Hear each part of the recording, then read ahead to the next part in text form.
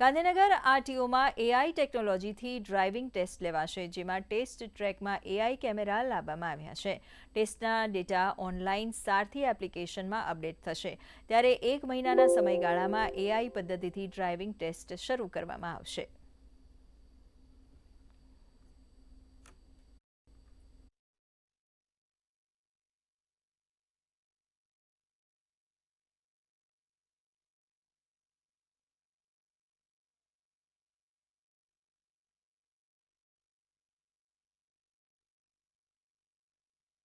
હવે એવી પરિસ્થિતિ ઊભી થશે એઆઈ બેઝથી, જે ઘણી એડવાન્સ અને સારી છે, કે સિસ્ટમ જ જાતે તમારો ટેસ્ટ જે છે એ નિયમ અનુસાર થયો છે કે નહીં એ જાતે નક્કી કરશે, અને પાસ ફેલ જે છે એ સિસ્ટમ જ નક્કી કરશે, ને એના ડેટા ડાયરેક્ટલી સારથીમાં અપડેટેડ થઈ જશે.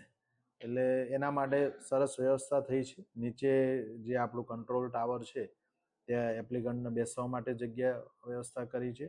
તે એક સ્ટડી રૂમ પણ હશે, જેની અંદર એપ્લિકન્ટ આખો જ વિડીયો જોઈ શકશે, સમજી શકશે, એના પછી જ એને ટેસ્ટ આપવાનું થશે.